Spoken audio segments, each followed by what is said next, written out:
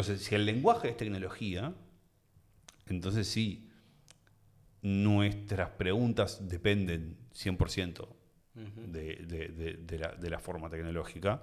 Y cuidado con esa pendiente resbaladiza porque estás en la Matrix en 2 minutos, ¿no? Claro. Porque si las preguntas que tenés y la realidad que tenés dependen de la tecnología con las que la creás, entonces estás preso de tu jaula tecnológica hace miles de años. ¿Y no pensás que es un poco así, que estamos un poco presos de nuestra jaula tecnológica? Sí, sí, seguro. Sí, en gran medida sí. No soy pesimista ni mucho menos con respecto a eso. Creo que hay que ser consciente de eso para justamente poder hacerte la pregunta y decir, bueno, que hay algo más allá de la jaula tecnológica, cómo y qué y no sé qué, pero sí, efectivamente, a mí lo que me parece un peligro es que haya mucha gente que no se dé cuenta de que está presa de esa jaula tecnológica, que abarca casi que todas las prácticas humanas. Y que tenga esa idea a mí esta idea de, no, yo soy libre, a mí la tecnología no me condiciona. No, nada. Vivís gracias a que tenés tecnología. Y yo repito esta frase hasta el hartazgo en mis clases, en conferencias, en todos lados. Sin tecnología, los seres humanos nos morimos. Punto. No es una metáfora, no es una frase poética. No. Es una realidad grande como una casa. Sin tecnología, los seres humanos nos morimos. No sobrevivimos. Punto.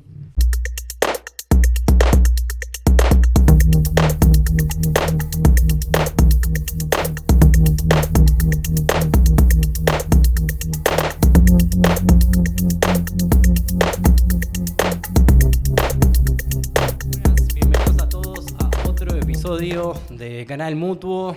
Llevamos varios episodios grabados, no voy a decir qué episodio estamos porque no sabemos el orden todavía que van a salir, pero vamos varios, la cosa se está poniendo buena la conversación, vamos aprendiendo un montón de cosas y hoy tenemos con nosotros a Javier Massa, filósofo.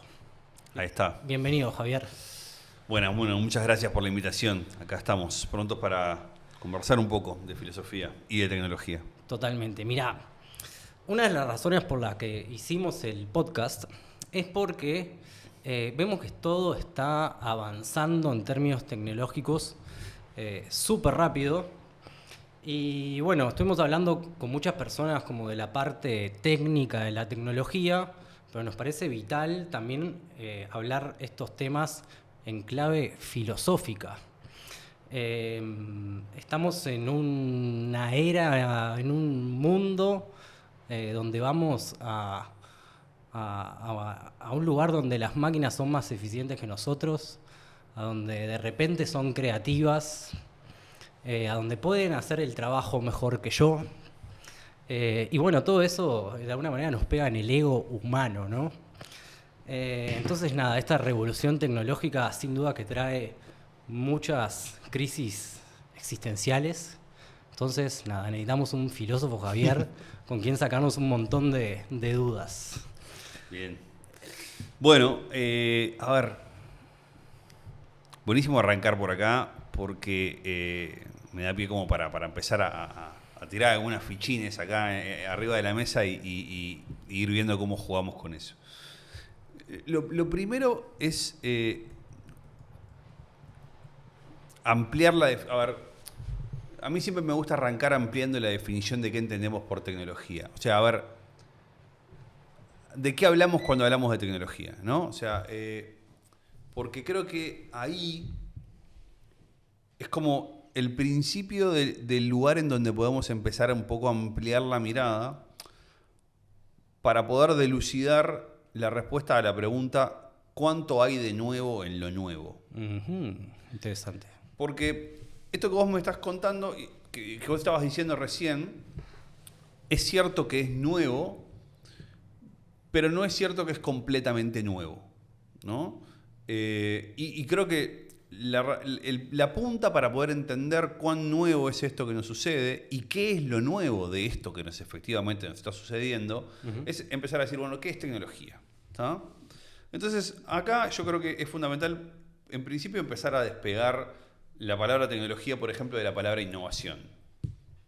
Las tecnologías más influyentes en el mundo contemporáneo hoy no son nuevas.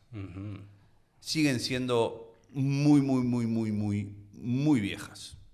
La agricultura, digamos, todo lo que tiene que ver con los avances mecánicos, cosas que tienen que ver con, por ejemplo, la escritura, ¿no? Son tecnologías que tienen muchísimos años. Claro, ¿qué pasa? Estamos tan acostumbrados a vivir con ellas que prácticamente no nos damos cuenta de que son tecnología. Pensamos de que son parte del ambiente. Pensamos que la humanidad nació escribiendo, nació hablando, y no. La escritura es probablemente una de las innovaciones tecnológicas más importantes de toda la historia de la humanidad, si no es la más importante, y tiene 5.000 años, ¿sí? Aproximadamente, ¿no? Si querés, 3.000 en la forma en la que la conocemos actualmente, con alfabeto, etcétera, etcétera, ¿no? O sea, 3.500.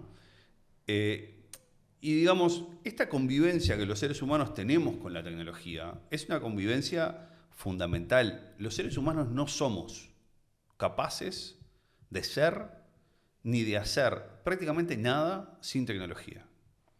Porque a diferencia del resto de los animales, que están preparados para sobrevivir en circunstancias naturales, los seres humanos no. A vos te sacan toda la ropa y te dejan tirado en el medio de la Antártida, tirado en el medio de un bosque, tirado en el medio del desierto, y no durás ni 24 horas. No, ni adentro de un supermercado, creo. Exacto.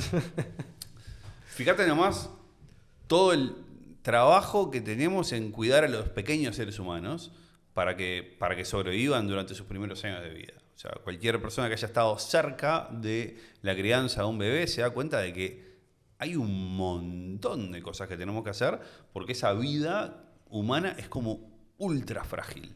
¿Sí? Mirá que solamente en los últimos 400 años empezamos a bajar drásticamente los índices de mortalidad infantil, pero hasta el 1500 casi que 8 de cada 10 seres humanos que nacían se morían. Total. Es un disparate. Sí, era terrible. Creo que no le ponían nombre a los niños hasta que tenían 3, 4 años para no encariñarse. Exacto. Así, Hay manuales, así de cruel era la cosa. Tal cual. Hay manuales de la Edad Media, del Renacimiento, que dicen, le aconsejan a las madres no genere apego con su niño antes de los 5 años, por las dudas. O sea, porque hasta ahí tenés grandes chances de que se muera. ¿Y por qué eso? Porque en realidad la diferencia que los seres humanos tienen para poder existir con el mundo natural en el que nacemos, con la naturaleza tal como está dada, y nuestra naturaleza humana, es enorme. Entonces, en siglos y siglos y siglos de historia, los seres humanos, la manera que encontraron de zanjar esa diferencia y que la naturaleza no te mate, es poniendo tecnología entre medio de la humanidad y la naturaleza. Y esa gran barrera tecnológica es la que nos ha permitido al mismo tiempo sobrevivir, y no solo eso, sino que construir una forma de vida que es, desde por lo menos 2000 años a esta parte, intrínsecamente dependiente de las formas tecnológicas que nosotros insertamos en el mundo. O sea, hoy nadie trabaja de nada que no dependa en más de un 50-60% de una serie de dispositivos técnicos.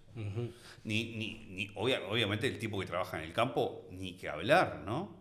Nadie que trabaja en el campo hoy, ningún ingeniero o ingeniera agrónoma, trabajan en circunstancias naturales, por más de que trabajen muy cerca de la naturaleza.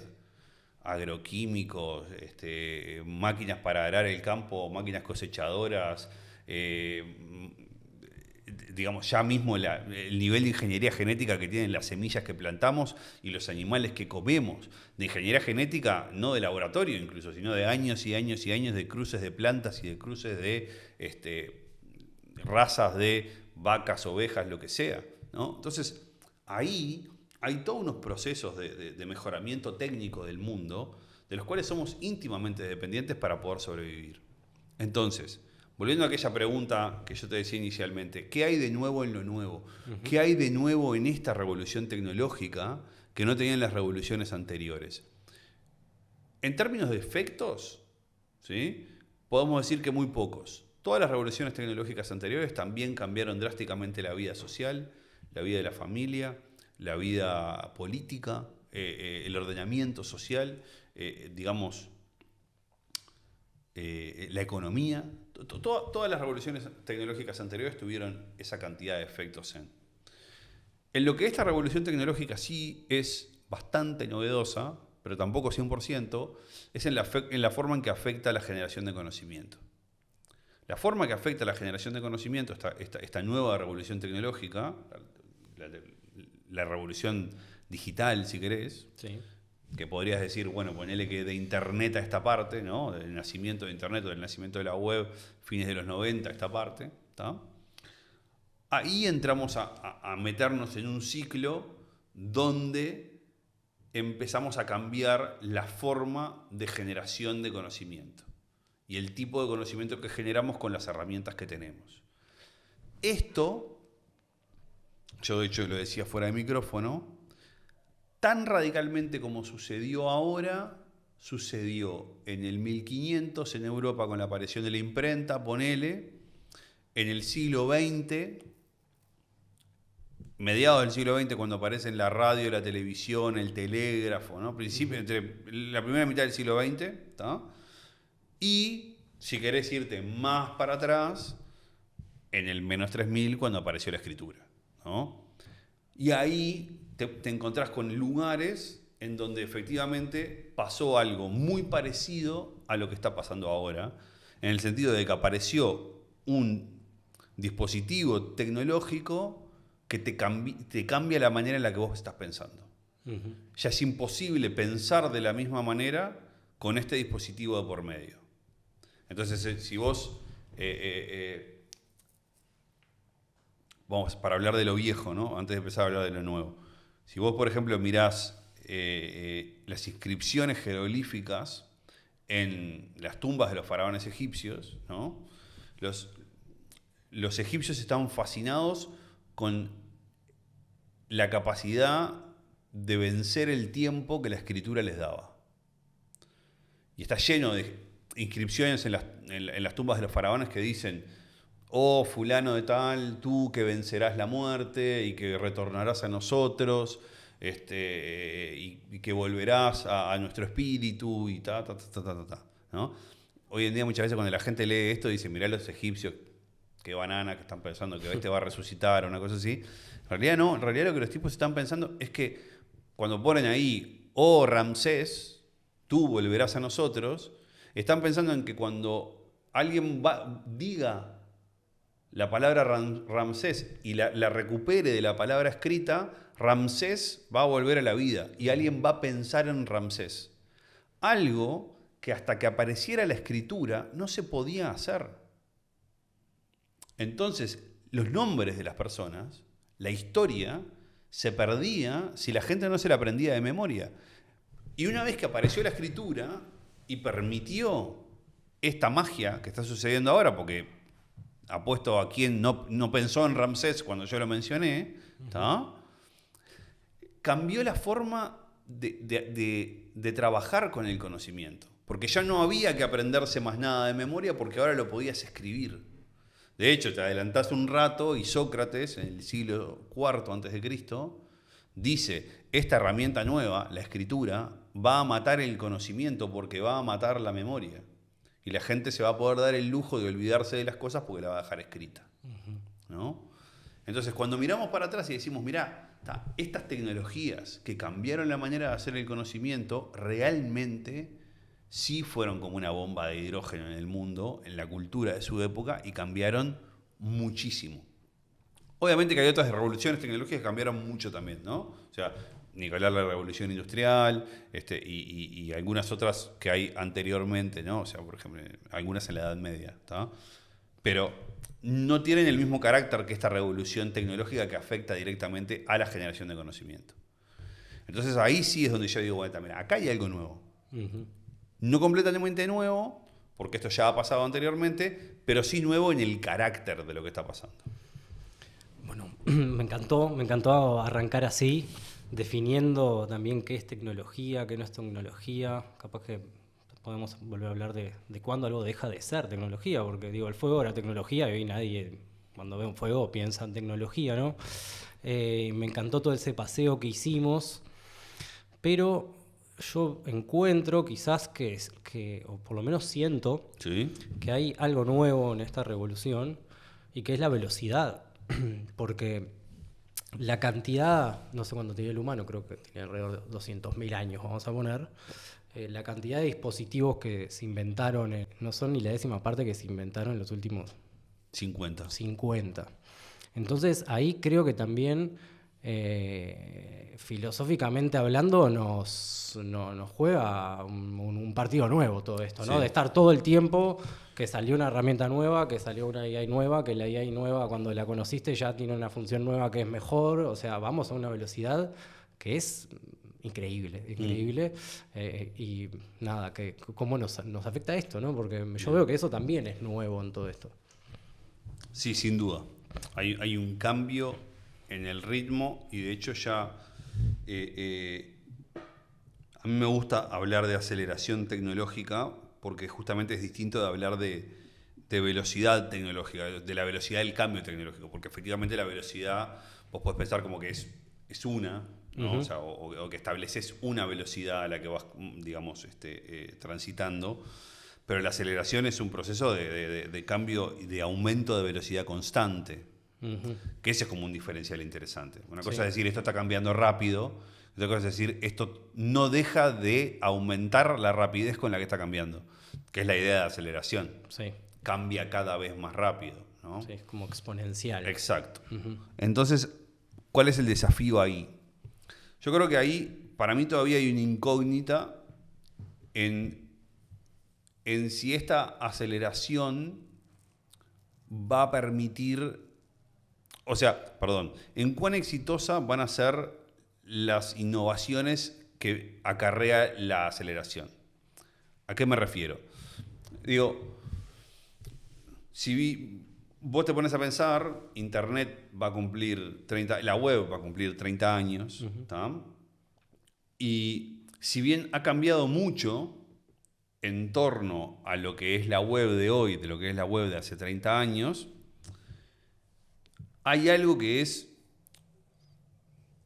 acumulativo, yo te diría que es sí, de un crecimiento acumulativo, ¿tá? Que está dado por el concepto mismo de la web, ¿sí? Que hizo posible ese crecimiento. O sea, a ver, hay algunos tecnólogos que le llaman a esto como los dispositivos de lock-in, digamos, de entrancamiento, ¿no? Es como que de repente alguien... De bloqueo. De bloqueo, exacto. Desarrolla algo, ¿no? Y esa innovación queda bloqueada y al quedar bloqueada esta innovación permite que se empiecen a construir cosas arriba de ella. Claro. Pero para que estas cosas se construyan arriba de ellas es necesario que esta quede trancadita acá abajo, porque si vos la desarmás, se va a caer todo lo que depende de esa innovación. ¿Tá? Eso es un fenómeno que exhiben muchas de las innovaciones tecnológicas actuales y que muchas veces también las vemos por este mismo fenómeno, a veces como caerse tan rápido.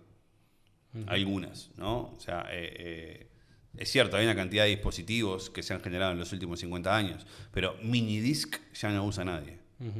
¿No? Por ponerte un ejemplo, ¿no? Y podríamos generar... Claro, pero la música digital siguió. Exactamente, pero la música digital siguió y la tendencia de la digitalización de la música sigue, ¿no? Entonces, yo creo que ahí es como, a ver,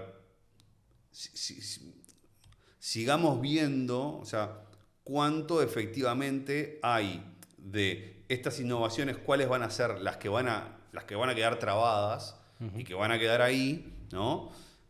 Para efectivamente ver si lo otro innovador, acelerado que tenemos es simplemente hype, ¿no? o si es realmente una innovación que termine generando un cambio significativo en la cultura. Como decía yo cuando arrancábamos hoy la gran mayoría de las innovaciones que siguen siendo significativas en el mundo tienen 100 añitos, 200, 300 o más, ¿no? Las que siguen generando mayor impacto y mayor nivel de cambio, aunque no las veas, ¿no? La capacidad de construir con ladrillos, la capacidad de levantar un edificio. Sí, cosas que hoy son la base quizás de las... Capacidad, claro, la capacidad de potabilizar el agua, de pasteurizar la leche, de refrigerar la comida. Claro, o sea, claro, vos todas esas te están sosteniendo todas las demás. Claro, no las ves, porque hoy forman parte del ambiente. Capacidad de destilar petróleo, ¿no? Claro, Motor a combustión.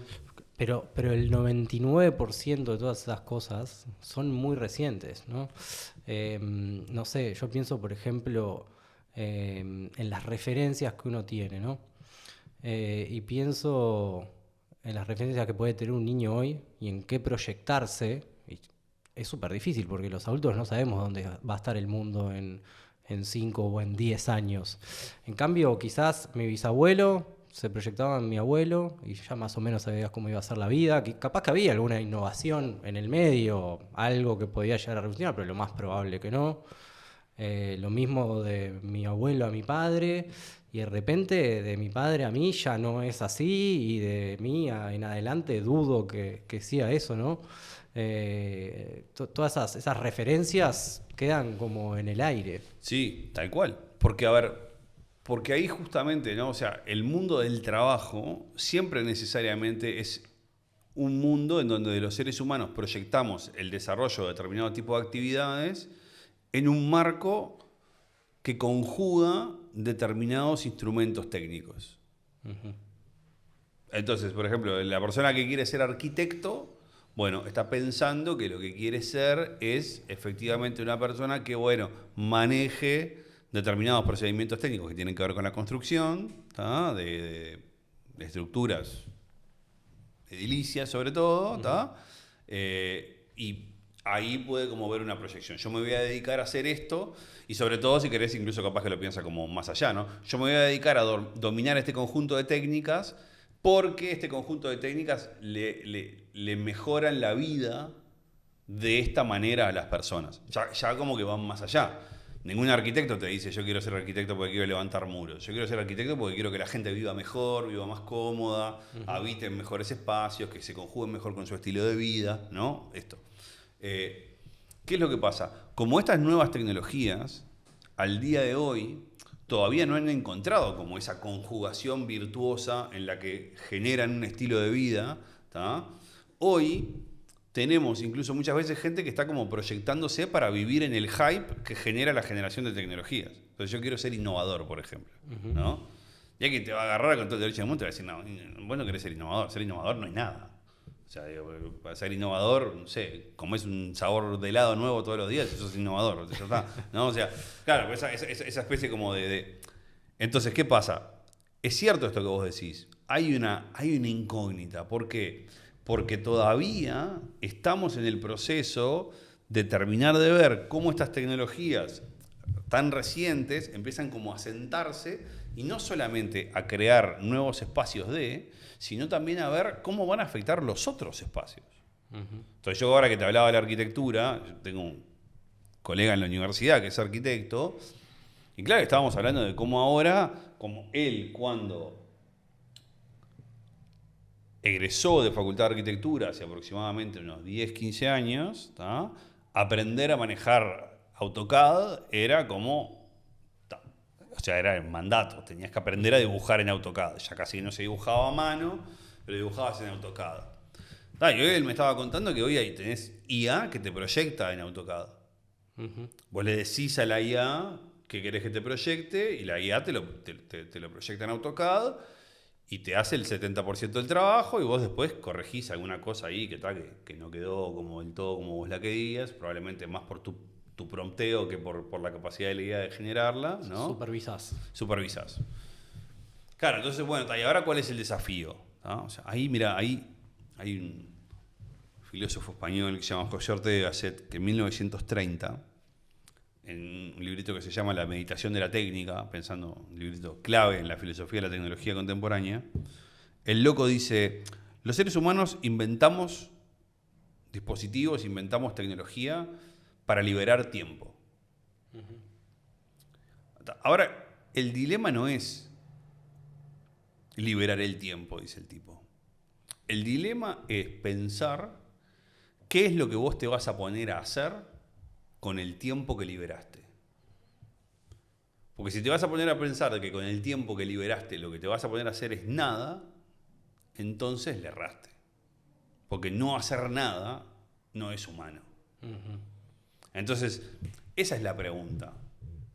Bueno, y ahora que liberamos estas capacidades, ahora que tenemos máquinas que hacen esto por nosotros, ¿y nosotros qué vamos a hacer? Está bueno. O sea, porque yo creo que yo muchas veces me peleo con algunos colegas que están como pero muy preocupados por el automatismo y los impactos en el mundo laboral, ¿no? Sí. Y es cierto que la aceleración tecnológica de hoy hace que esto sea más preocupante, ¿no? O sea, el aceleracionismo y el automatismo, yo no estoy diciendo que es mentira ni que es puro fantasía, ¿no? O sea, pero sí también es cierto que si vos mirás la historia de la evolución tecnológica,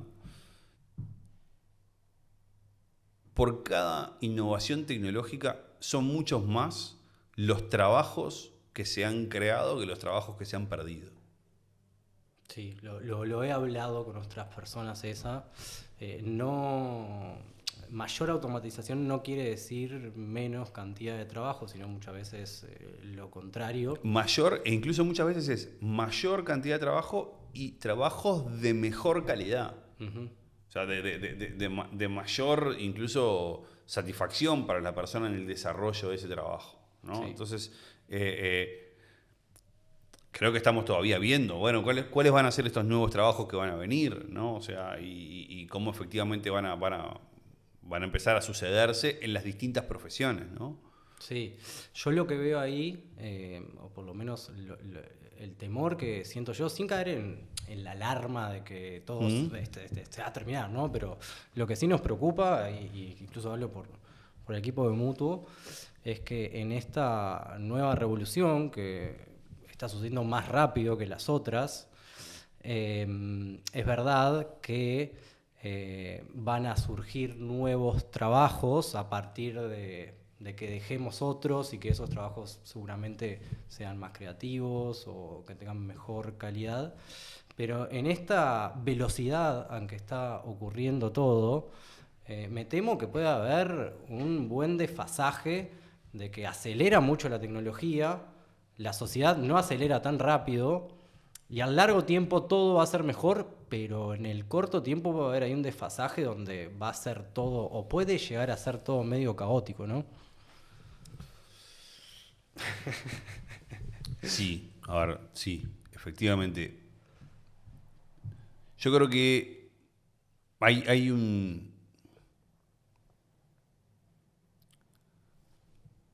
una capacidad,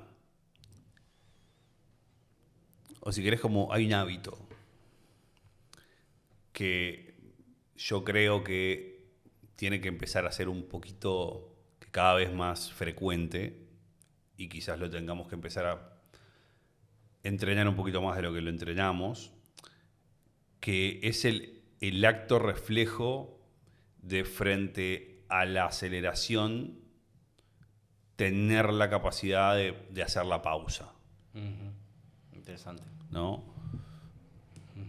Sí, Porque de lo contrario yo creo que son altas las probabilidades de que entres en la vorágine del caos y no termines haciendo vos lo que querés hacer con la tecnología, sino que termines haciendo vos lo que la tecnología quiere que hagas.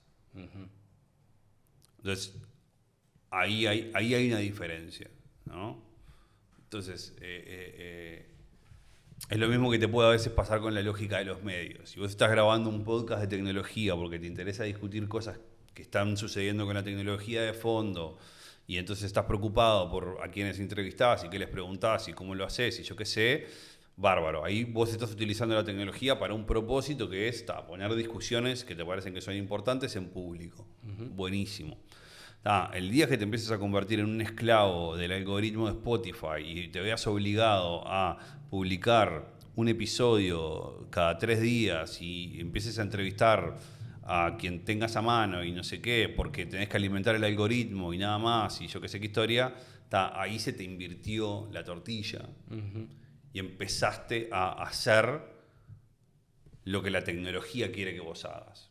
Claro, empezás a jugar el juego de la tecnología en vez de usar la herramienta para tu Exacto. propósito, digamos. Y ahí es donde se invierte, ahí es donde estás como poniendo la carreta delante de los bueyes. O sea, la tecnología está para ayudarte a vos a alcanzar cosas que vos considerás valiosas. Me podrás decir, bueno, pero hay alguien que considera valioso tener 300.000 seguidores en Spotify por semana. Bueno, dale, bárbaro por ese alguien. Y en el caso entonces de ese alguien, probablemente la carreta siga estando en el orden que tiene que estar, ¿no? Pero también probablemente para ese alguien conseguir entrevistas de calidad que puedan estar, no sé qué, con una serie de personas, no sé qué, también sea bastante difícil y ahí como que la cosa como que empieza a perder un poco de equilibrio. Y lo vemos suceder hoy todo el tiempo, o sea, desde las redes, por ejemplo, o sea, desde la lógica de Twitter, que por mantener el feed vemos que los usuarios empiezan a estar descontentos con el tipo de cosas que leen, hasta otras redes que empiezan como a cambiar de naturaleza para, digamos, anidar lógicas que son de otra red y que parecen ser populares, entonces yo ahora pongo esto porque entonces está, y la gente empieza a producir para esta red de este lugar, pero la gente no lo consume. O sea, hay como una lógica en esto en donde por un lado está esto de, nos subimos y hacemos y entramos en la vorágine de... Pero yo veo que hay indicios en muchos espacios de la cultura de, frente a la aceleración, empezar a encontrar lugares de freno y decir, mira, para acá, no, o sea, por ejemplo, creo que, digamos, un lugar donde ves una tendencia interesante en este sentido es en la gastronomía. Si vos te fijás, después de todo el hype 90-2000 de la comida rápida, ¿no? Rápida y ultraprocesada y no sé qué, hoy estamos volviendo como a un otro lugar.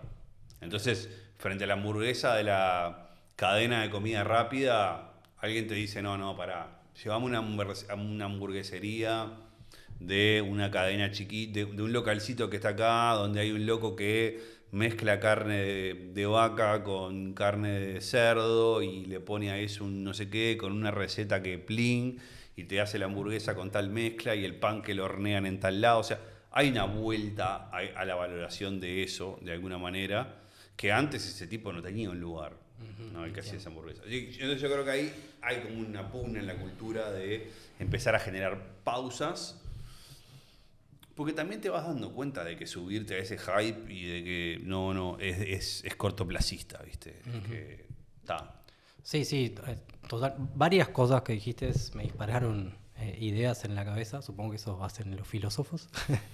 La primera es que sí, supongo que hay que aprender cómo funcionan las cosas y a veces nos vamos a un extremo y cuando llegamos a ese extremo nos damos cuenta que eso era un extremo y que hay un efecto rebote para el otro lado. Eso comparto lo que decís. También comparto lo que decís, lo de la dinámica de las redes sociales, por ejemplo, que a veces tenemos el propósito de quizás entrar a una red social para estar en contacto con nuestros amigos, pero a los 2 años estamos esclavizados, scrolleando, ni idea quién es mi amigo, ni dónde está, ni qué está haciendo. Eso lo entiendo. Lo que veo es que en esta nueva era, detrás de todas estas cosas, hay ingenieros y hay algoritmos tratando de hackear nuestro cerebro para hacernos caer en esa dinámica, ¿no? ¿Cómo pensás vos, como filósofo, que podemos empezar a educarnos, a tener ciertos pensamiento crítico como para escapar de esas dinámicas y empezar a tener una mejor cultura dentro de lo que es Internet y las redes. Clave lo que estás diciendo. Para mí, desde varios lugares. Lo primero es entender esto que estás diciendo vos y entender que efectivamente ya no podemos no saber cómo funciona el algoritmo, qué hay detrás de los diseños de los algoritmos y cómo funcionan los algoritmos de aquellas herramientas algorítmicas que utilizamos a diario. No me gusta ser muy autorreferencial en esto, pero cuando yo me desayuné de esto en algún momento, de las primeras cosas que me pregunté fue, bueno, ¿y cómo funciona el algoritmo de Google? ¿Cómo me ordena la información el algoritmo de Google? ¿Cómo me la devuelve? ¿No? Cuando yo le tiro un search de cualquier cosa y él me devuelve una serie de links, ¿cómo se organiza esa información? ¿No? Y cuando efectivamente me empecé a interesar ahora de cómo funcionaba ese algoritmo, lo dejé de utilizar. Dejé de utilizar Google para hacer search en Internet hace ya casi más de 5 o 6 años. Mirá, no hay mucho. Eso es como los que no les gusta el chocolate. No, digo, no usa Google. Claro, pero a ver, ojo, pero tampoco me jacto de esto de, mirá, entiendo. O sea, simplemente dije, no, mirá, ¿cómo funciona este algoritmo? Mirá, acá hace una cantidad de cosas este algoritmo que no me gustan, ¿no? Me filtra información de tal cosa, hay determinadas cosas que... Ojo, y también dije, hay una cantidad de cosas que sí me gustan de este algoritmo, cómo las hace. Pero pones en la balanza y decís, bueno, son más las que no me gustan que las que me gustan, me paso para otro lado, y uso otras herramientas de búsqueda. Ese tipo y acá no quiero redundar en la cosa puntual de usar o no usar Google. Eso me parece que es una decisión individual. Me parece que es una decisión que tiene que venir justamente de entrenar ese acto reflejo de decir, pero ¿y esto cómo funciona? Para que esta herramienta me habilite a mí a hacer determinadas cosas. ¿Cómo funciona la herramienta? Nadie agarra un martillo sin entender que lo que hace con el martillo es ejercer fuerza sobre una superficie que eventualmente podría romper más allá de toda reparación posible. Nadie agarra, nadie, perdón. Un niño de no más de 8 años. Ya de ahí para adelante el niño agarra el martillo y sabe que puede romper cosas. Bueno, esto es lo mismo. O sea, vos agarrás determinadas herramientas y decís, bueno, tenés que tener un determinado conocimiento acerca de cómo funciona esta herramienta para poder efectivamente utilizarla. Para utilizarla además responsablemente. Y tenemos una evolución natural también en esto, en donde empezamos también como sociedad a ponernos de acuerdo quiénes pueden manejar determinadas tecnologías a partir de cuándo y de qué momento y bajo qué circunstancias. Entonces, para que la gente maneje auto les damos libretas. Y hay que sacar la libreta y hay que pasar por un examen. ¿Y por qué? Y porque entendemos que si esa persona no saca la libreta, bueno, manejar este aparato entraña una serie de potenciales peligros. Bueno, y que si esta persona maneja mal o en malas circunstancias, también tiene ciertas penalizaciones legales. Bueno, yo creo que tenemos que empezar a dar las discusiones acerca de cómo vamos a manejarnos en todo este sentido con las herramientas digitales. Empezar a poner reglas más claras de uso. Empezar a discutir cómo las vamos a usar legítimamente. Yo no estoy acá un abanderado de decir prohibámosle a los niños utilizar Google. No sé, quiero discutir. Quiero conversar sobre esto. Creo que ya tenemos un buen periodo de uso libre y desbocado de la herramienta. Bueno, ahora tenemos que empezar a discutir acerca de cómo vamos a ordenar un poco el uso y digamos, el manejo, sobre todo puesto en sociedad, de estas herramientas. Ya empezamos a tener lío. lo que pasó con el Brexit en Inglaterra y los usos de los algoritmos para influenciar los resultados de las elecciones, en 2016 con Trump en Estados Unidos, y podemos seguir, ¿no? Ujú. Ya empezamos a darnos cuenta de que, che, mirá, pará, acá, si esto no lo empezamos a regular un poquito, Totalmente. la Sí. cosa se va, ¿no? Entonces, yo en esto no estoy diciendo hay que salir a prohibir, hay que salir a permitir. No, estoy diciendo, nos tenemos que sentar a conversar. Nos tenemos que sentar a dar discusiones serias y profundas entre ingenieros, filósofos, psicólogos, sociólogos, abogados. Bueno, vamos a charlar. A ver, porque así como estamos, evidentemente, si seguimos, vamos a empezar a tener cada vez más problemas y todavía estamos a tiempo de empezar a frenar esos problemas antes de que sean graves, ¿sí? Pero no mucho más. O sea, estamos en tiempo de Big Data y IA, ya tenemos IA generativa. Bueno, la cosa está empezando cada vez a crecer un poco más y si no empezamos a tener estas discusiones ahora, se nos puede ir la moto antes de que estemos a tiempo de pararla. Ujú.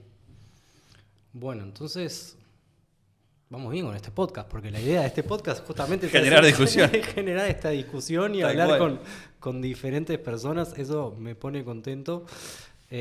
Por otro lado, también, nada, veo que hay toda esta...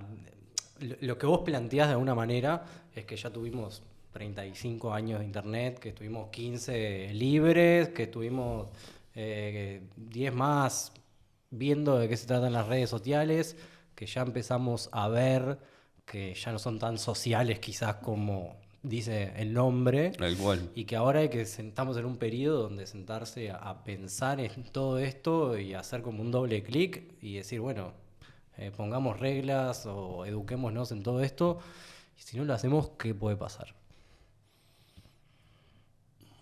A ver, yo creo que yo tampoco soy como ultra fatalista en todo esto, ¿no? Yo creo que si no lo hacemos, quizás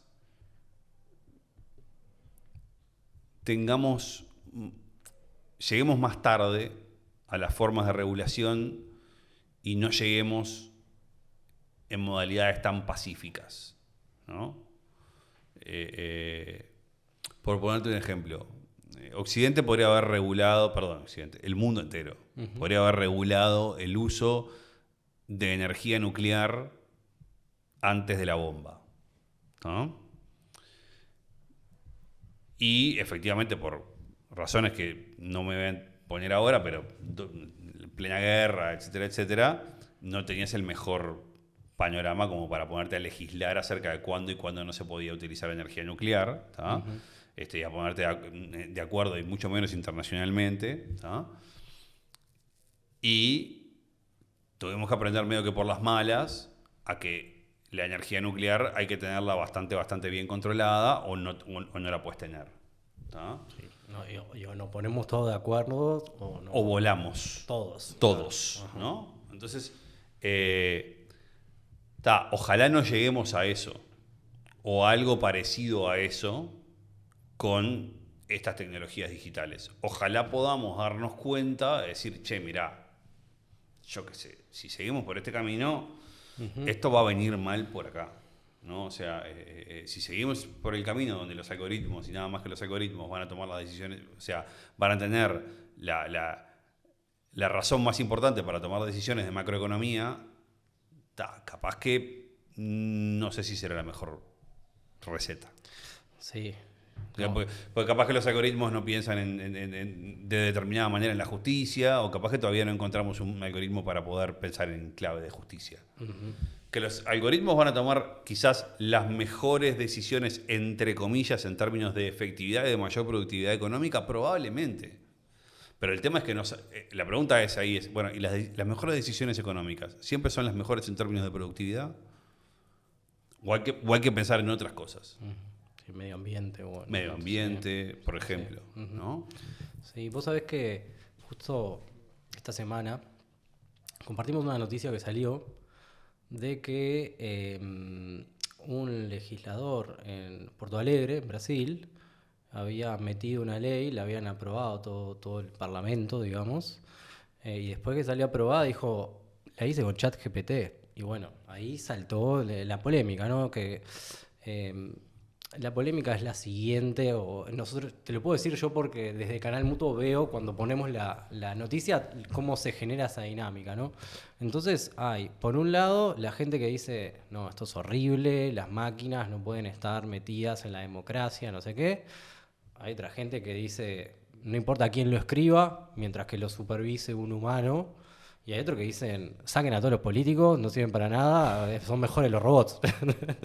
Entonces, también es eso siempre cuando nos comparamos.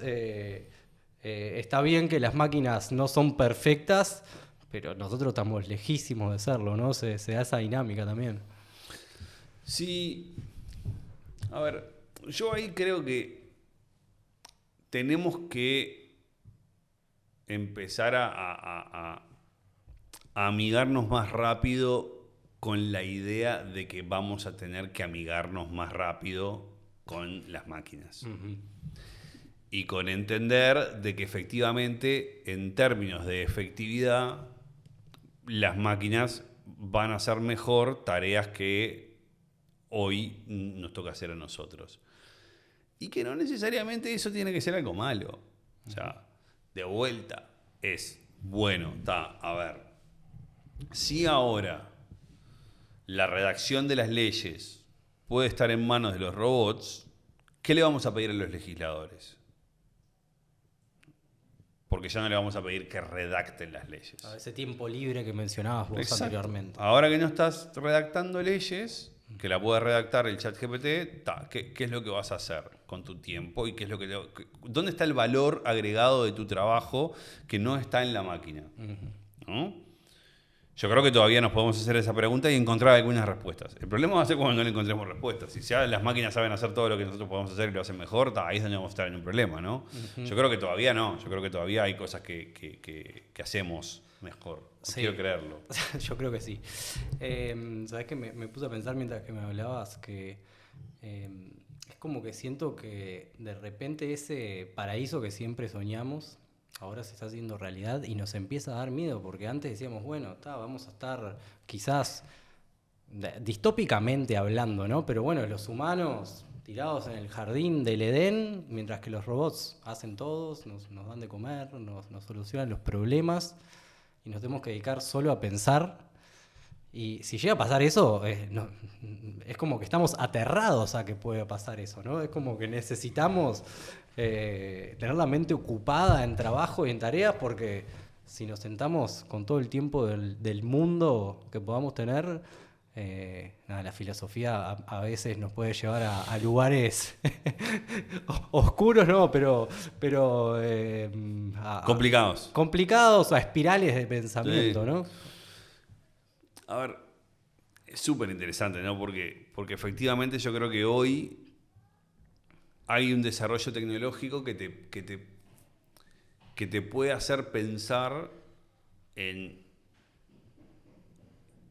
incluso por ejemplo en decir, bueno, podemos pensar en el fin del trabajo o en el fin de determinados modos de trabajo, uh-huh. ¿No? ¿Cuán lejos estamos de que el campo se are, se plante y se supervise y se coseche solo, ¿no? Y de que los animales se pastoreen solos y después se faeneen solos, y ¿no? Estamos a 100 años de distancia, menos, 150, no sé. No me atrevería a decir un número, pero sí me atrevería a decir que estamos muchísimo más cerca que hace 20 años. Seguro, sí, seguro.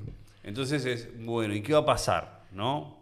¿Van a desaparecer los ingenieros agrónomos o los ingenieros agrónomos se van a convertir en otra cosa, ¿no? Esas profesiones van a seguir existiendo, o si siguen existiendo estarán tan transformadas que ya no las podremos asimilar con eso, ¿no? Lo seguiremos necesitando, vaya uno a saber, ¿no? Se me pone el ejemplo de las computadoras. Las computadoras eran las computadoras personas, no las computadoras máquinas. Las señoras computadoras. Las señoras computadoras. Se encargaban de computar. Que se encargaban de computar, de hacer cuentas. Que se publicaban en unos libros gigantes que publicaban las editoriales para que los científicos pudieran tener a mano y no perder tiempo en hacer raíz cuadrada de 4.575, que era una cuenta que les podría llevar 15, 20 minutos. Entonces las editoriales habían llevado famosas tablas de logaritmos, ¿no? Que se publicaban así, que vos ibas y buscabas el resultado de la cuenta en la tabla. Esas cuentas las hacían en las editoriales las señoras computadoras, que increíblemente era un trabajo mayoritariamente femenino. Y hay fotos, incluso que vos podés ver, de galpones con escritorios y escritorios y filas de escritorios enormes de mujeres haciendo cuentas a mano. Después las ponían en un papelito y venía un señor, otra señora, y las levantaba y las llevaba a un lugar en donde se imprimían. ¿Tá? Ese trabajo desapareció. Ya no lo necesitamos más. Lo mató la calculadora, de hecho, ni siquiera lo mató la computadora grandota, ¿no? Efectivamente, ahora hemos ido llegando a lugares en donde eso sucede. Esto hace un tiempo lo decíamos, ¿no? O sea, y ahora, ¿qué vamos a hacer con? ¿Dónde está como el próximo lugar? Y si ya suprimimos todos los lugares, llegamos a un lugar esto de cero trabajo, de cualquier tipo de trabajo, y donde no tendremos nada para hacer, excepto que yo creo que ahí está el dilema. No haremos nada, podremos no hacer nada, ¿no? Acá a mí me gusta poco jugármela, pero porque soy filósofo y me pagan por hacer preguntas, no por generar respuestas. Pero yo creo que es difícil que lleguemos a un lugar, a un estadio de la civilización en donde nos quedemos contentos con hacer nada. ¿Viste? ¿Te acordás de los gorditos de Wall-E? Los de la película que andan en los carritos. Wall-E, la película de Robotito, que justamente son eso, no hacen nada, ya ni siquiera, y están gorditos y fofos porque no tienen tonicidad muscular, porque ya ni siquiera caminan, es como que está. Yo a esa distopía no le creo mucho. Porque, a ver, ojo, y quizás acá estoy siendo demasiado optimista, pero yo creo que justamente ahí estoy con Ortega. No hacer no es humano. Sí, yo estoy con Ortega también, y aparte creo que ante todo el humano es un bicho creativo. Exacto. Entonces, digo... Vas a estar buscando algo. Vas a estar buscando algo, inventando algo, creando algo siempre. Me imagino que, nada, soy optimista en ese sentido, no me imagino esa distopía. Veremos qué dice el tiempo. Esto va a quedar grabado, lo van a ver en el futuro. Y nada, me resulta fascinante todas estas preguntas. Quería ir a otro tema que me gusta pensar, que me parece bastante filosófico y que tiene que ver mucho con mutuo. Es el tema del escepticismo, que definiéndolo un poco es la desconfianza o la duda de las cosas, ¿no? Y siento que estamos en la era del escepticismo, de la posverdad, ¿no? Se dice ahora la posverdad, donde dudamos de todo. O sea, ya no sabemos qué es verdad, qué no es verdad, a qué creerle y a qué no creerle. ¿Pensás que estamos en la era del escepticismo? Ahora, sí, pienso que vamos hacia un lugar cada vez más escéptico. Sobre todo con respecto a la forma en la que consumimos información. Que digamos, que ves justamente, es uno de esos coletazos inesperados del boom de las tecnologías de información de los años 80 para adelante. Claro, porque cada vez tenemos herramientas más sofisticadas y cada vez dudamos más. Claro, o sea, es como, digo, en esto, uno para mí, es increíble que no lo haya nombrado hasta ahora, pero uno de mis filósofos de cabecera en esto es, para mí, Marshall McLuhan, que es un tipo sumamente lúcido que pensó la tecnología en los años 60, para mí como nadie. ¿Tá?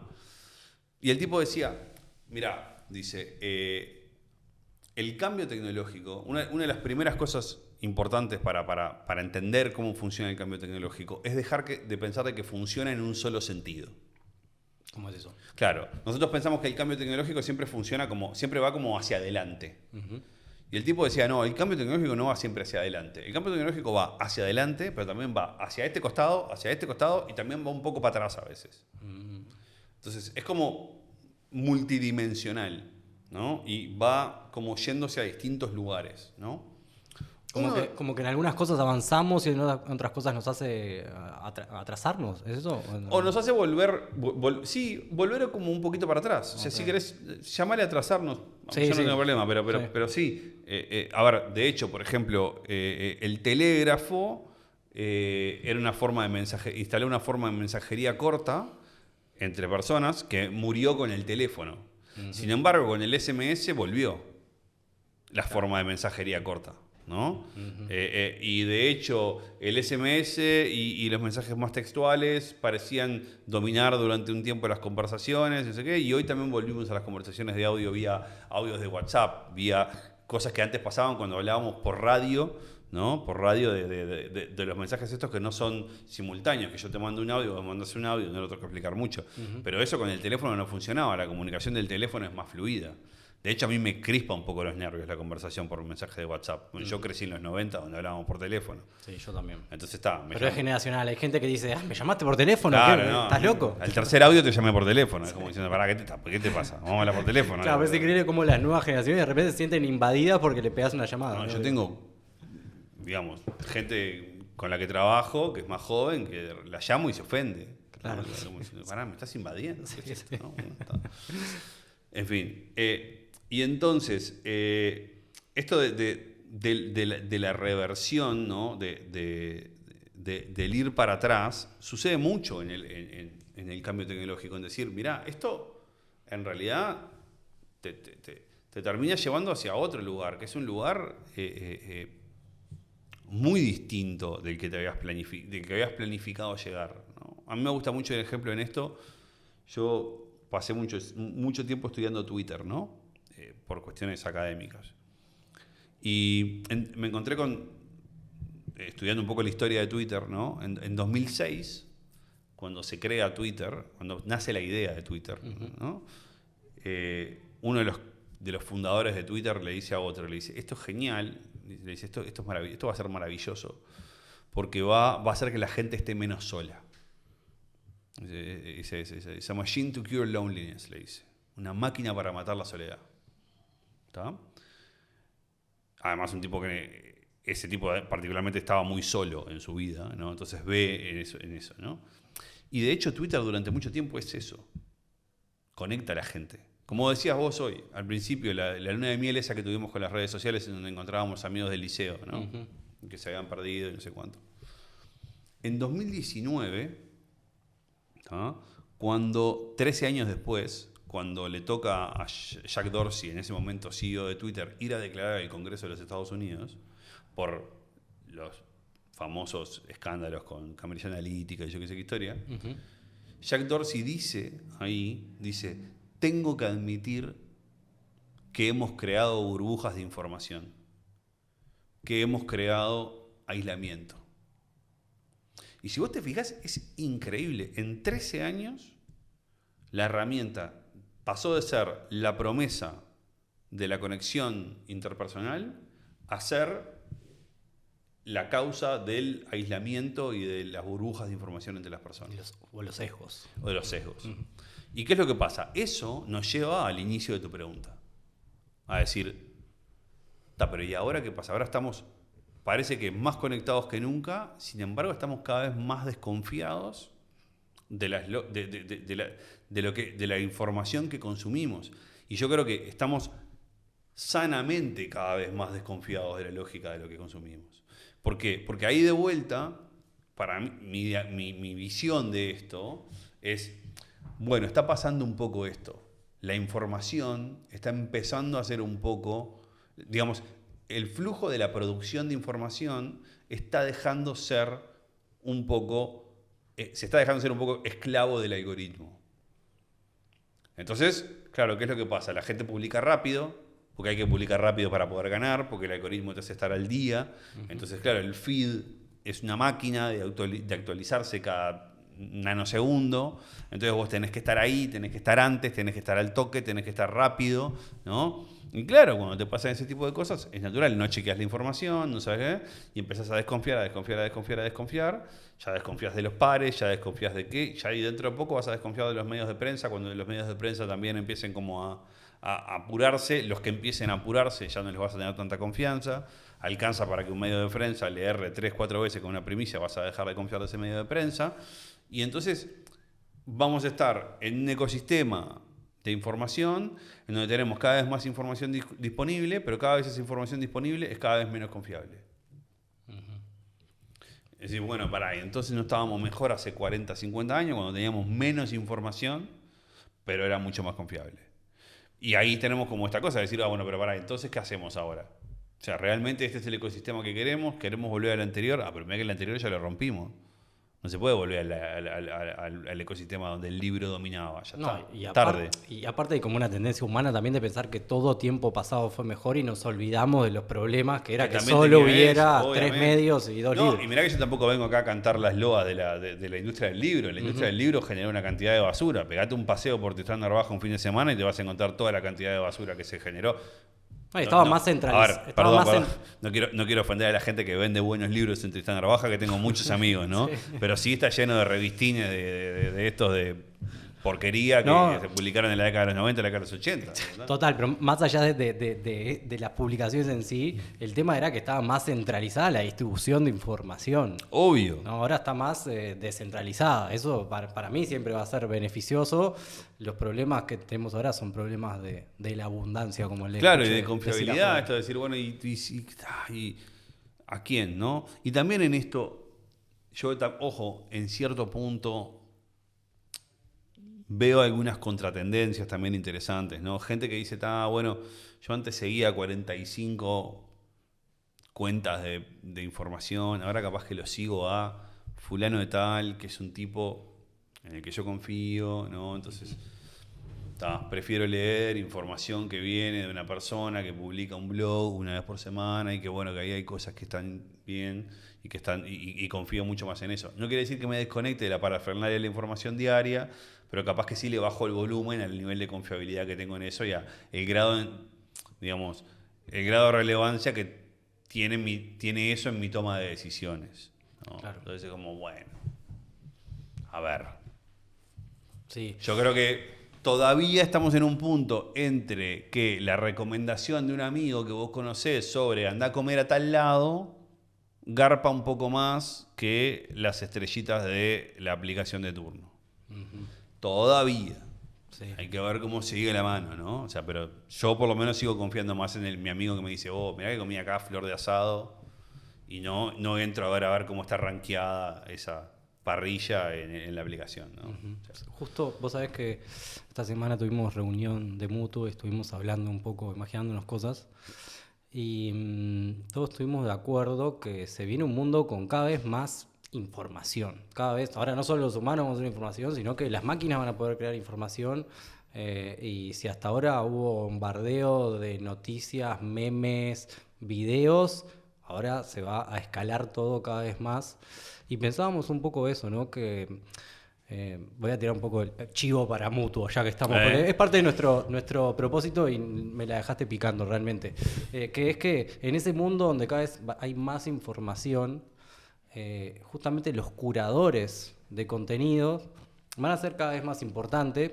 Y lo que hablábamos, que es la responsabilidad que tenemos nosotros, es todo basado en confianza. O sea, nosotros tenemos que generar confianza justamente para que la gente tenga un lugar donde pueda desglosar todo lo que pasa e ir ahí, que me lo recomiende alguien que yo sé que confío, ¿no? Bueno, nada, eso que es como... Si te fijas ahí, hay una tendencia bien interesante como una parte de la figura del influencer, o digamos, una buena parte de los influencers empiezan a migrar hacia este tipo de figuras. Es decir, entre tanta cosa que hay, aparece alguien, ¿no? Aparece una tipa que te dice, mirá, de todos los libros que vos tenés para leer sobre tal tema, arrancá por acá. Y después de acá, y digamos, esas figuras, vos te empezás a dar cuenta que en la cultura empiezan a ser como cada vez más necesarias en muchísimos ámbitos, ¿no? Porque claro, frente a la abundancia de información, es necesario alguien que te la ordene. Y ese alguien que te la ordene también te está dando información, porque el ordenamiento de la información, ¿sí?, es muy importante, ¿no? Pero claro, ahora sí te está ofreciendo un valor agregado, a lo cual volvemos a la pregunta que hacíamos al principio. Cuando esto abunde y se produzca solo, ¿qué rol le vamos a dar a la gente que produce información? Bueno, acá tenemos algo ya, un indicio, por ejemplo. Bueno, hay gente que va a empezar a ordenar información. Va a dejar de producirla y la va a ordenar, ¿no? Y el laburo de esa persona va a empezar a ser cada vez más valorado. Porque justamente le jerarquiza lo que sin ese rol pierde cada vez más valor. Entonces, que a vos te digan, anda a leer tal cosa, anda a mirar tal serie, anda a visitar tal sitio, usa tal aplicación, lee tal libro, ¿no? Eso empieza a tener un valor a nivel cultural que antes no tenía, ¿no? O que antes, digamos, sí, que antes no tenía. O sea, tenía valor, pero no tenía el valor que tiene ahora. Lo que hablábamos anteriormente de eso de que la automatización o que hayan más, capaz que robots haciendo noticias, no significa que no van a haber nuevos trabajos como, por ejemplo, curar contenido, ¿no? Curar contenido, decir que, ¿no? O sea, claro, hacer la investigación, etcétera. De hecho, hace poco leía que gran parte, o sea, hay una cantidad de notas a nivel de periodismo deportivo que ya se generan algorítmicamente. O sea, a partir de el robot que te narra, que te va marcando como las vicisitudes del partido, hay un bot ahora que te escribe la noticia de lo que pasó en el partido. Esa noticia que vos a veces lees, ya difícilmente la lees, pero bueno, que está ahí, que se enfrentaron, sí, Peñarol Wanderers y empataron 0-0, bueno, el partido arrancó a tal hora, no sé qué, en tal estadio. Más ficha técnica. Exacto, digamos, esa noticia típicamente descriptiva, ya te la escribe un bot. Ahí va. Nombraste recién a la figura de los influencers, ¿no? ¿Sí? Me parece divertido como imaginar los influencers, que es algo como de la nueva era, y mezclarlo con filosofía, ¿no? Porque no es como influencer, filosofía. ¿En qué punto se cruzan eso? ¿Hay algo escrito? ¿Hay corrientes que se dedican a pensar sobre eso? Sí, seguro. Ahora estoy pensando si directamente hay algún libro de filosofía e influencers así con ese título. Pero sí, obviamente hay mucho en la vuelta producido sobre reflexionar sobre nuevas figuras que aparecen en la cultura, ¿no? Ahora me dejaste pistoneando y haciendo memoria sobre si encontraba algún título, pero voy a hacer memoria, capaz que de último hacer los tiros después para que quede después todo, en la caja. Todo lo que nos va diciendo Javier, personas que nombra, libros que nombra, lo vamos a dejar en la descripción del video. Perfecto, exacto. Así la gente puede ir a hacer doble clic en esas cosas. En estas cosas. Pero bueno, me parece que está bueno que se empiecen a pensar en todas estas figuras, ¿no? Porque son nuevos roles sociales. Sí, a ver, y pensátelo de alguna manera, el novelista, hasta el siglo XV, siglo XVI, era una figura inexistente, ¿no? ¿Qué es un novelista? Un novelista es un tipo que se convierte, una profesión que lo que hace es hacer de la imprenta, sobre todo, y del libro impreso por la imprenta, ¿no? Desarrolla ahí su arte. Y bueno, o sea, es una persona que se convierte trata de aspirar a la mayor expresión de calidad artística de un determinado dispositivo técnico. No te digo que el influencer sea la mejor expresión de calidad artística de ese dispositivo, de este nuevo dispositivo técnico, pero bueno, va en camino a especializarse en producir algo, ¿no? O hay influencers sin influencers, y ¿no? seguramente, ¿no? O sea, y creo que tienen un rol hoy muy importante en la cultura. Y quien crea lo contrario creo que está siendo un poco miope a las lógicas de la cultura o quizás tiene muy poco contacto con generaciones más jóvenes. Yo por suerte lo mantengo por mi rol docente y me doy cuenta de que efectivamente hoy en determinados lugares el rol que tenía el periodista, ponele, o el comunicador a secas entre los 90 y los 2000, hoy lo ocupan los influencers. Entonces, ya el comunicador que recomienda consumir tal producto en un comercial en televisión es algo como no tan creíble, si querés, mientras que el influencer que te recomienda su feed de Instagram consumir tal producto, a una tipa que tienen 17, 20 años, le hace mucho más sentido. Le genera mucho más confianza. Pero sin haber hecho el experimento, no tengo miedo a afirmarlo. Sí, sí. Y me hace volver al principio de la conversación, ¿no? Cómo los niños ahora aspiran a ser influencer, ¿no? Digo, le pregunto a un niño qué quiere ser y muchos dicen quiero ser youtuber. ¿Sí? Es como, ya está aceptado. Javier, vamos 1 hora ya de conversación, se me pasó volando, sé que tenés poco tiempo, pero hay pila de cosas que te quiero preguntar. Te lo voy a patear para otro lado. Vamos a ir para otro lado.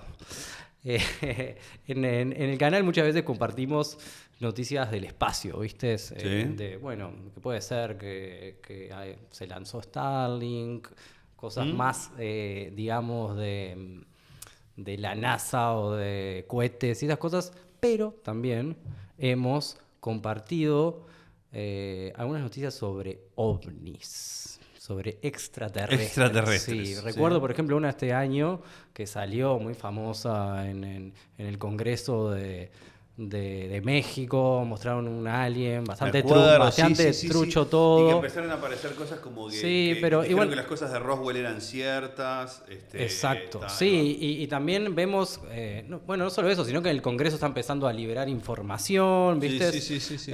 Y vemos como que el tema OVNI, capaz que no es tecnología, pero está como cada vez en la agenda mainstream, por decirlo de alguna manera, ¿no? Y bueno, es un tema que me parece que está bueno hablar con un filósofo, ¿no? Porque, ¿qué significaría, por ejemplo, primero que es una pregunta que me parece que es bastante vieja, el tema de los aliens, ¿no? No es nada nuevo, puede tener miles de años, pensar que vienen seres de otros planetas. ¿Qué pensás como filósofo sobre... A mí más allá de las teorías conspiratorias, las teorías conspiranoicas y la teoría conspirativa, ponele que dejémosla de lado un poquito. A mí realmente la posibilidad del contacto extraterrestre me resulta muy sugerente en términos filosóficos, porque en esto para mí hay 2 pelis, una vieja y una bastante nueva, que para mí se formulan esta pregunta con una profundidad filosófica admirable, que son Encuentros cercanos del tercer tipo de Spielberg y Arrival, que es más frecuente, es más nueva, ¿no? Las dos abundan sobre el mismo problema, que es la siguiente pregunta. Es decir, bueno, ponele que vienen los extraterrestres mañana. Llegaron, ¿no? Y ponele que vamos todos los vemos, es verdad. Ahí va. Los vemos ahí, y ponele que no vienen en plan, porque viste que siempre este plan de vienen los extraterrestres, vienen en una mala o vienen en una buena, ¿no? Vienen en una mala, día de la independencia, y nos quieren pelar a todos, ¿no? O Mars Attacks, nos quieren matar, ¿no? Bueno, ponele que no vienen en una mala, que vienen en una buena. Y ahí nos hacen, para mí, la pregunta más básica que nos podrían hacer frente al contacto con una civilización que no conocen, que es, ¿y ustedes quiénes son? Y les tenemos que responder esa pregunta, ¿no? De, ¿qué somos los seres humanos? ¿No? Y, mamita, o sea, por suerte, digo, cada vez que pego esto, digo, buenísimo, nos van a tener que llamar a todos los filósofos. Que le pregunten a ChatGPT.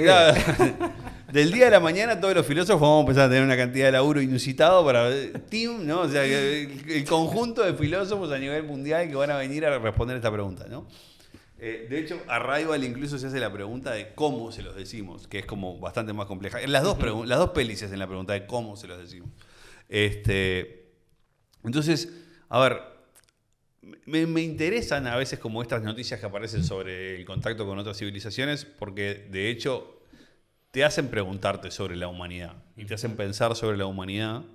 Justo este año di un curso sobre filosofía y literatura y elegimos utilizar 2 horas de Ray Bradbury y una era Crónicas Marcianas, ¿no? Que tiene mucho, en los 50 Ray Bradbury se está haciendo esta cosa de, bueno, ¿qué pasa si conquistamos Marte? ¿No? Y en definitiva hay mucho de esta cosa de pensar la humanidad, ¿no? Y yo creo que está bueno no solamente la hipótesis de que podemos tener contacto con vida extraterrestre, porque nos hace preguntarnos, bueno, pero ¿qué le vamos a contar a la vida extraterrestre de la vida terrestre? ¿Qué le vamos a decir?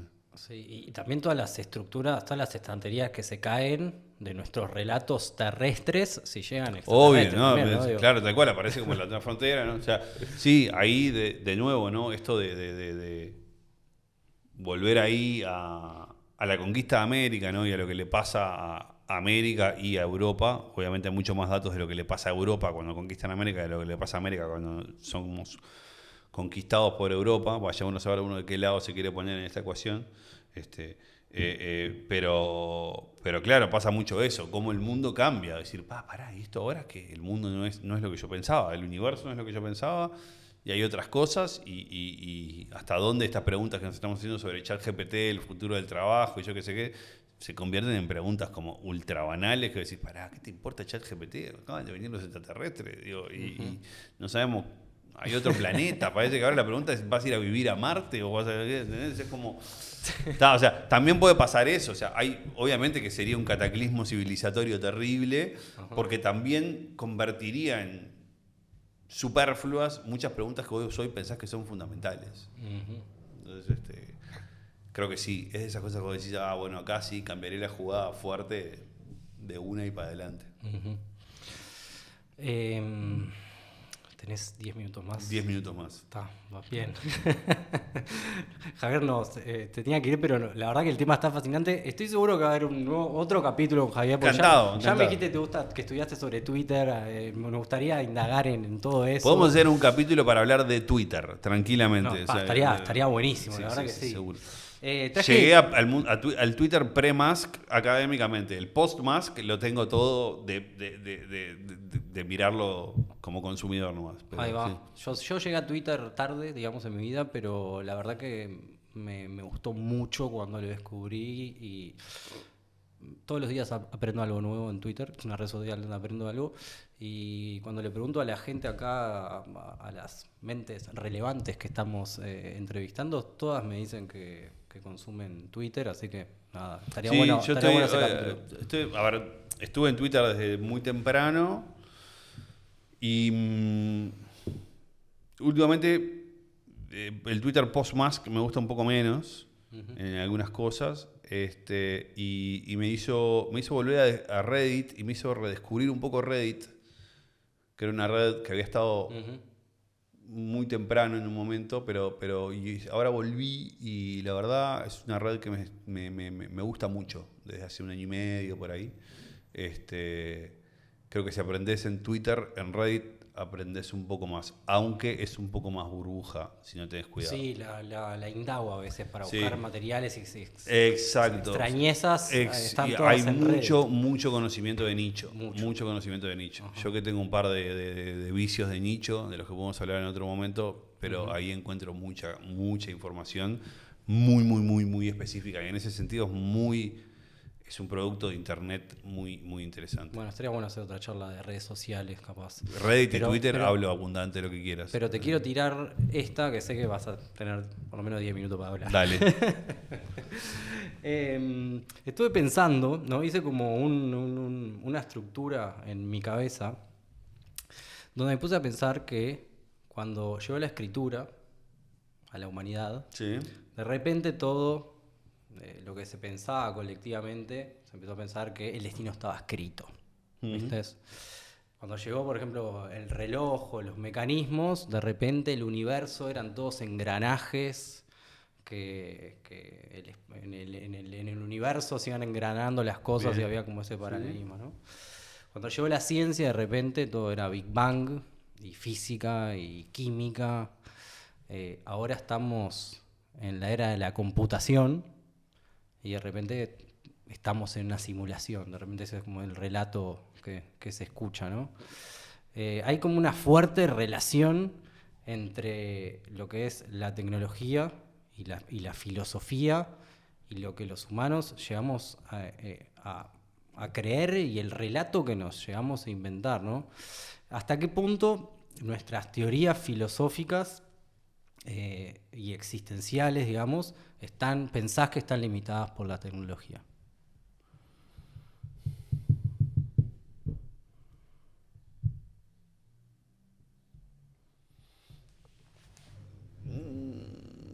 Yo no sé si. A ver. Yo directamente cambiaría ligeramente la pregunta y en vez de limitadas te diría hasta qué punto están influenciadas por las tecnologías o marcadas por la tecnología, ¿no? Y para mí la respuesta ahí es, si bien no completamente, bastante. Para empezar a conversar. A ver, ¿por qué? Vamos a empezar por la primera parte. ¿Por qué, si bien no completamente? ¿No? Porque yo creo que hay una parte importante en donde una porción importante de la torta de preguntas filosóficas son las mismas. Desde que nació la filosofía, hace 2600 años, ¿tá? Son las mismas, pero incluso desde antes de la filosofía ya eran las mismas. ¿Qué es la vida? ¿Qué significa ser humano? ¿Qué pasa cuando nos ¿Qué morimos? pasa cuando nos morimos? ¿Existe Dios? Si existe, ¿cómo es? Si no existe, entonces, ¿cómo llegamos hasta acá? O sea, ese tipo de preguntas siguen siendo las mismas, ¿no? Entonces, en ese sentido, es bastante seguro decir de que esas preguntas no están tecnológicamente determinadas. Las preguntas, e incluso podríamos decir solamente como el caracú de la pregunta, la inquietud, porque ya la formulación de la pregunta, bueno, ahí ya cambia un poco la cosa, porque ahí ya sí depende de hasta dónde va nuestra definición de tecnología, hasta cuán profundo va, está bueno que estemos volviendo al principio de la charla, nuestra definición de tecnología. Eso siempre es una buena señal del final de una charla, cuando volvés al principio. Sí, ¿no? Porque efectivamente, a mí en uno de los cursos sobre tecnología que doy en la universidad, una de las unidades es sobre lo que llamamos tecnologías de la palabra, ¿no? Que sin duda arrancan de la escritura para adelante. Vos lo decías en la formulación de la pregunta, o sea, de la escritura para adelante, evidentemente que estamos tecnologizando la palabra, o sea, creando un artefacto, un artificio, ¿tá? Para darle a la palabra una forma que antes no tenía, en el papel, en la piedra, en la computadora, en la radio, en la televisión, en donde sea, ¿no? O sea, hay una tecnología que canaliza la palabra hablada, ¿tá? Pero ¿y la palabra en sí misma es natural? ¿Es parte de la naturaleza humana? ¿O es también un artificio? Ahí tenés como varias preguntas para hacerte. La pregunta es, bueno, si fuese parte de la naturaleza humana, entonces naceríamos hablando. Y no nacemos hablando. Todos nacemos, o casi todos nacemos, con la capacidad para desarrollar el lenguaje durante un buen tiempo de exposición a él, ¿no? Y los niños aprenden a hablar de una determinada manera, bastante compleja a nivel neurológico, pero aprenden a hablar medianamente ya para los 2 años, 1 año y medio, 2 años ya los niños pueden manejar un conjunto interesante de palabras como para comunicarse verbalmente, ¿no? Entonces, el lenguaje es aprendido, no es natural, no es como la sangre que te corre por las venas. Es artificial y en gran parte sí, porque si no también hablaríamos todos la misma lengua, ¿no?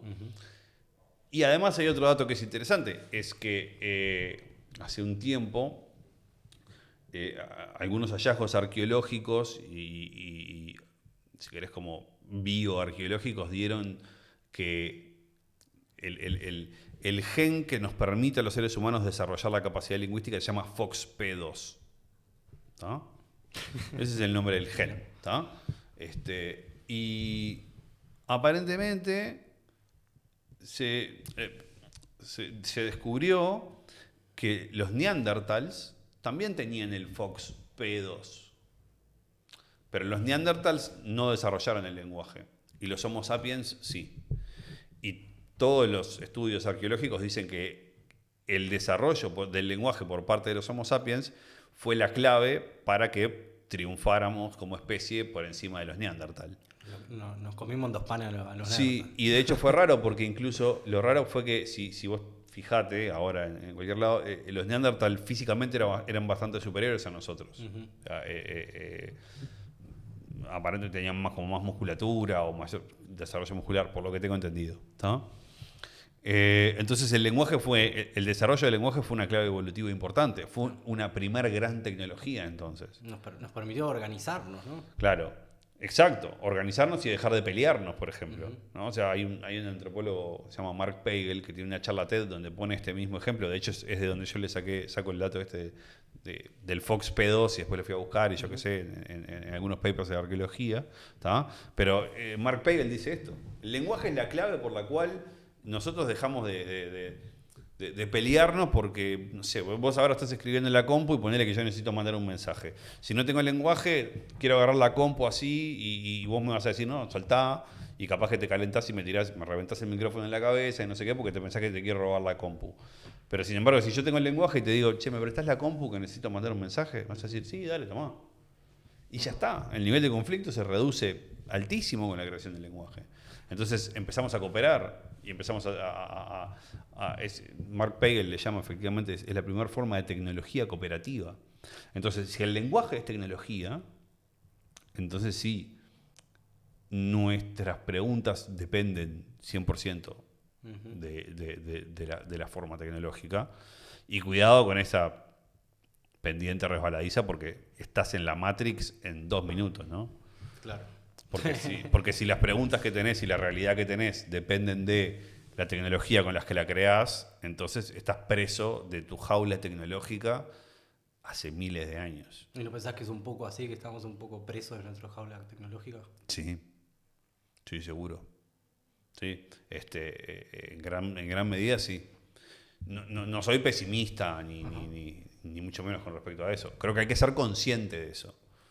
Para justamente poder hacerte la pregunta y decir, bueno, que hay algo más allá de la jaula tecnológica, cómo y qué, y no sé qué, pero sí, efectivamente, a mí lo que me parece un peligro es que haya mucha gente que no se dé cuenta de que está presa de esa jaula tecnológica, que abarca casi que todas las prácticas humanas, y que tenga esa idea de, a mí, esta idea de, no, yo soy libre, a mí la tecnología no me condiciona. Nada. Vivís gracias a que tenés tecnología. Y yo repito esta frase hasta el hartazgo en mis clases, en conferencias, en todos lados. Sin tecnología, los seres humanos nos morimos. Punto. No es una metáfora, no es una frase poética. No. Es una realidad grande como una casa. Sin tecnología, los seres humanos nos morimos, no sobrevivimos. Punto.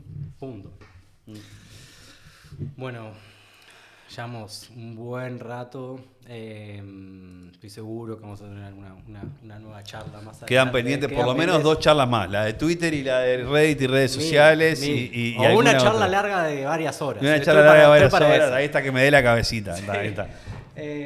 Javier, así, últimas 2 que son bien rapiditas. Bien rapiditas y cortitas. cortitas. Hacemos a todos los invitados. 1, contanos Ya más o menos dijiste con Twitter cómo haces para mantenerte informado hoy en día, qué medios usás. Bien. Mira, a ver, Twitter seguro, ahí como que sigo algunos medios de prensa, sobre todo para mantenerme informado. Consumo mucha lo cierto es que consumo mucha información de nicho. Ujú. Y como muchas veces me toca trabajar analizando información, si querés como más local, lo que llamamos más noticias Sí. locales, cuando no tengo que trabajar analizando información local, trato de desconectarme un poco y me voy como a la información más de nicho, pero termino volviendo.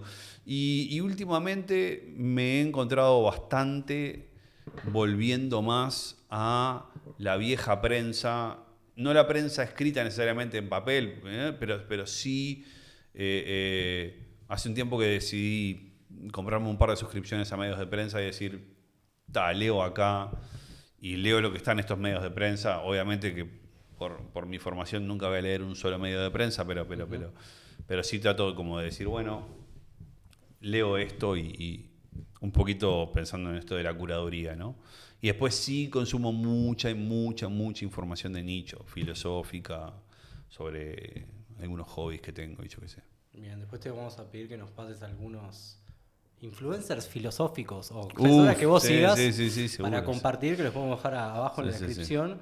Y la última pregunta es, en esta dinámica estamos en mutuo de contactar con gente que nos aclare un poco toda la perspectiva a futuro y el mundo que se viene, ¿a quién nos recomendarías que le hagamos una entrevista?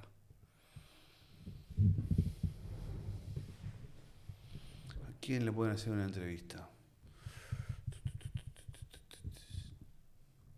Mira, un tipo con el que siempre me cuelgo mucho a hablar, Ujú. es cuando nos cruzamos y que siempre nos quedamos cortos de tiempo para hablar, es con el Guille Varela, ¿no? Es un tipo con el que pareciera que estamos lejazos porque hacemos como cosas distintas, pero siempre con Guillermo Varela nos colgamos mucho a hablar.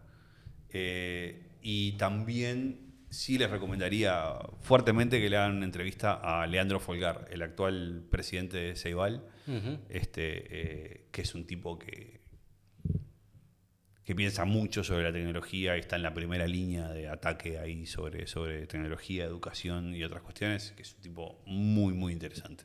Bien, excelente. Trataremos de contactarlos y convencerlos para tenerlos acá en este espacio.